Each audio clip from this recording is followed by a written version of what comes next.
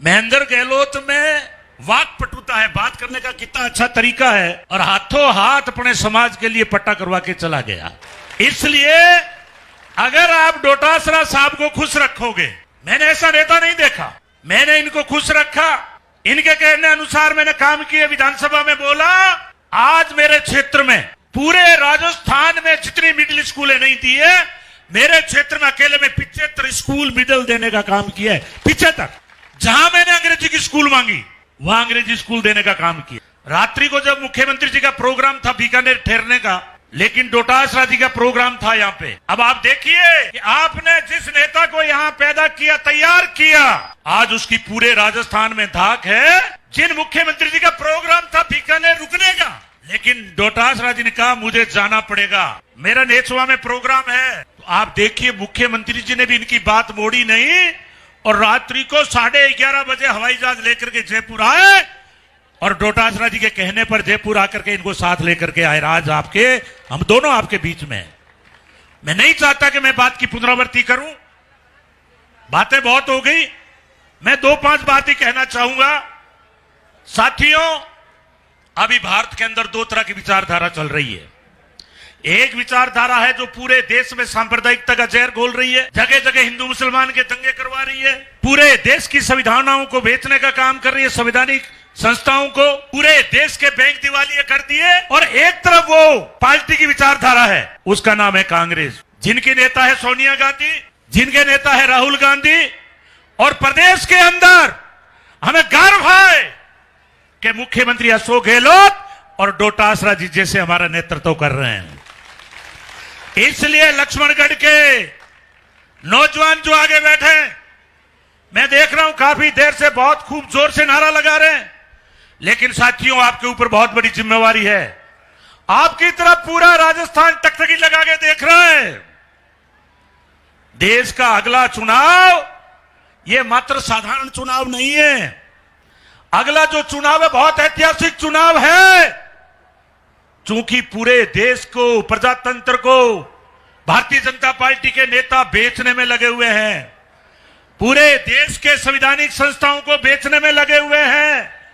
पूरे देश में कोई भी नेता जब भारतीय जनता पार्टी के नेताओं के खिलाफ आवाज उठाता है, या तो उनको जेल में भेजेंगे, या उनके घर ईडी भेज देंगे, या उनके घर इनकम टैक्स भेज देंगे, या सीबीआई के माध्यम से जांच करवाकर उनको जेल में भेजने का काम करेंगे। मैं थोड़ा सा पीछे ले जाना चाहता हूं। आप याद करो, जब पार्लियामेंट में राहुल गांधी जी ने यह कहा, मोदी जी आप बताओ कि ये जो 20,000 करोड़ रुपए है अडानी के खाते में, ये किसके हैं? आप बताइए कि जो राफेल 500 करोड़ में सौदा किया, आप 1600 करोड़ में कैसे लाए? आप बताइए कि पार्लियामेंट के चुनाव से पहले जहां आलपीन नहीं जा सकती, वहां पुलवामा कांड कैसे होगा, 40 नौजवान शहीद कैसे हो गए? आप देखिए भारतीय जनता पार्टी, अगर आप आजादी से पहले जाएंगे, आप देखेंगे कि आजादी में आरएसएस और भारतीय जनता पार्टी ने एक नाखून तक नहीं कटवाया। मैं आज याद करना चाहता हूं पंडित जवाहरलाल नेहरू जी को, मैं याद करना चाहता हूं डॉक्टर अंबेडकर को, मैं याद करना चाहता हूं महात्मा गांधी को, कि उनके नेतृत्व में लाखों लोग बलिदान हो गए। आरएसएस का जन्म हुआ 1925 में, आजादी की लंबी लड़ाई चली, और काम क्या करते थे? अंग्रेजों की मुखबिरी करने का काम करते थे। मैं पहला नेता देख रहा हूं गोविंद सिंह जी डोटासरा, जिससे हम प्रेरणा लेते हैं, कि जो खुल करके बोलते हैं, साफ दिल के हैं। मैं देख रहा हूं और मुझे बड़ा दुख होता है कि मेरिया जी, जब जिला परिषद का चुनाव आया तो मैंने देखा कि डोटासरा जी टिकट देके भेज रहे कांग्रेस के सिंबल, बीकानेर आए। हम लोग भी जिला परिषद में, मेरी बेटी भी जीती हुई थी। अरे आप कल तो कांग्रेस की टिकट बांट रहे थे, और आज आप भारतीय जनता पार्टी में घुसकर जिन नेता के नेतृत्व में काम कर रहे थे, उनके सामने आप भारतीय जनता पार्टी के उम्मीदवार बन के आ रहे हो। शर्म आनी चाहिए। मैं एक ही बात कहना चाहता हूं साथियों, अपने वो कहावत है ना, पत्थर एक जगह पड़ा रहता है वो भारी होता है, ठिकाने का आदमी जो है ठाकुर कहलाता है। ये जो बार बार पार्टियां बदल करके और जो विचारधारा को बेचने का काम करते ये ज्यादा दिन नहीं चलेंगे। इसलिए मैं आपसे कह रहा हूं कि एक तरफ वो पार्टी है जो नफरत बांट रही है, एक तरफ वो पार्टी है जिसने इस देश को आजादी दिलाई, लाखों लोग बलिदान हो गए। और जब संविधान की बात आई तो डॉक्टर अंबेडकर कोलंबिया यूनिवर्सिटी में पढ़ के आए। लोगों ने जब वहां तत्कालीन राष्ट्रपति ने सर्वे करवाया कि कोलंबिया का सबसे इंटेलिजेंट स्टूडेंट कौन था 300 सालों में, ये बराक ओबामा ने सर्वे करवाया तो निकल के आया कि डॉक्टर अंबेडकर जो भारत से आया है। तो बराक ओबामा ने वहां मूर्ति लगाई और लिखा symbol of the knowledge Columbia University के आगे। इसलिए आज हमें खुशी होती है कि आज 8वीं पास 8वीं फेल जो ये अंधभक्त बने हुए हैं, जिनमें विवेक नाम की चीज नहीं है और दिनों रात करते मोदी मोदी मोदी, डीजल हमें 500 रुपए दे दो, गैस की टंकी हमें 1200 रुपए दे दो, फिर भी हम मोदी को लाएंगे। इसलिए मैं आपसे कह रहा हूं कि ये ठीक कहते हैं डोटासरा साहब, ठीक कहते हैं अशोक गहलोत जी, ठीक कहते हैं राहुल गांधी कि ये देश को बेचने वाले लोग हैं। इनको पता नहीं है आजादी कैसे मिली। ये तो कंगना से कहलवाते हैं कि आजादी आई है 2014 के बाद। महात्मा गांधी जी वाली आजादी तो माफी मांगने वाली आजादी थी, जबकि आपको याद होगा कि 15 अगस्त 1947 में हमारा देश आजाद हुआ और जनवरी 1948 को महात्मा गांधी को गोली मारने का काम नाथूराम गोडसे ने किया था। और नाथूराम गोडसे कौन था? आरएसएस का पिट्ठू था। ये उसी विचारधारा के लोग हैं। इसलिए आपको तय करना है कि अगर हमें देश में महात्मा गांधी की नीति जो अहिंसा की है, और उस अहिंसा की नीति पे किसान आंदोलन हुआ, मोदी ने 3 कृषि कानून लाए थे और उन कानूनों को वापस लेने के लिए 700 किसान दिल्ली के सामने शहीद हो गए, 378 दिन बैठे रहे। आखिर मोदी और अमित शाह को झुकना पड़ा। जो ये हिटलर की तरह चल रहे हैं, इनको झुकना पड़ा।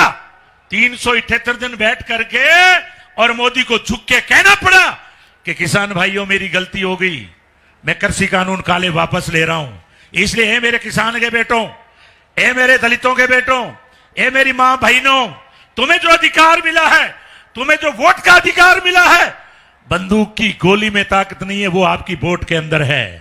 हमें आजादी से पहले वोट का अधिकार नहीं था। डॉक्टर अंबेडकर ने कहा सबको समानता का अधिकार, सबको स्वतंत्रता का अधिकार, सब भाईचारे से रहो। चौधरी चरण सिंह ने कहा पांव खेत में, नजर जयपुर और दिल्ली पर। पांव खेत में इसलिए जरूरी है कि वहां हमारा अनाज पैदा होता है। 1962 में जब हम चाइना से हार गए थे, नेहरू को लाल गेहूं लाना पड़ा था। आज अनाज के भंडार भरे पड़े हैं। आज रुपए किलो में गेहूं मिल रहा है, ये कांग्रेस की देन है। खाद्य सुरक्षा दे दी, राइट टू हेल्थ दे दिया। इसलिए मैं निवेदन कर रहा हूं कि आज आपके गुजरात का नीरव मोदी 30,000 करोड़ रुपए बैंक से लेके फरार, 9,000 करोड़ रुपए विजय माल्या लेके फरार, 15,000 करोड़ रुपए विजय आपका मोइल चौकसी लेके फरार, 5,000 करोड़ ललित मोदी लेके फरार। और सब के सब मोदी से मिले हुए, सब के सब गुजरात के लोग हैं। और आज 70,000 करोड़ रुपए पूंजीपतियों का माफ हो गया। और किसान की जब केसीसी चढ़ जाती है तो तीसरे दिन नोटिस आ जाता है, जमीन कुर्की हो जाती है। इसलिए मैं आपसे निवेदन कर रहा हूं कि बैंकों को लूटने वाले लोग, देश की डेमोक्रेसी को खत्म करने वाले लोग, और यदि डेमोक्रेसी खत्म हो गई तो फिर आपकी हमारी कोई पूछ नहीं होगी।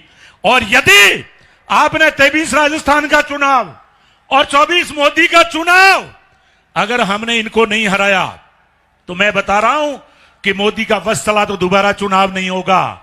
इसलिए मैं कह रहा हूं मेरिया जी, आप जो बार बार पार्टी बदल रहे हो, यदि आप में सच्चाई है, और ये जो राजेंद्र राठौड़ के कहने से गए हो, ये राजेंद्र राठौड़ कल तक वसुंधरा के तलवे चाटता था और आज ये वसुंधरा के खिलाफ मुख्यमंत्री का दावेदार बना हुआ है। इसलिए आप इसके बहकाव में आके गए हो। मैं एक बात कहना चाहता हूं, ये जनता की अदालत है, ये किसानों की अदालत है, ये हमारी मां बहनों की अदालत है। भारतीय जनता पार्टी वो भट्टी है, जो नेता इसमें जाएगा वो भस्म हो जाएगा, उसका पता नहीं लगेगा। जबकि महरिया पहले भुगत चुका है। मैं भी उसमें था एक टाइम में साथियों। मैं जितना भाजपा को नजदीक से जानता हूं इतना कोई भी नहीं जानता। 3 में एमपी था महरिया। मैं बीकानेर की धरती पर इस भारतीय जनता पार्टी का सुहाग रखने वाला नौका से गोविंद चौहान था, जो आपके सामने खड़ा है। इन्होंने 8 में टिकट काटी परिसीमन में। मैंने इसकी हिंदू और मुसलमान की राजनीति पसंद नहीं थी, मैंने इस्तीफा दिया। मैं धन्यवाद देना चाहता हूं डोटासरा जी को, मैं धन्यवाद देना चाहता हूं अशोक गहलोत जी को, मैं धन्यवाद देना चाहता हूं राहुल गांधी जी को कि मेरे जैसे कार्यकर्ता की पहचान करके और आज कैबिनेट मंत्री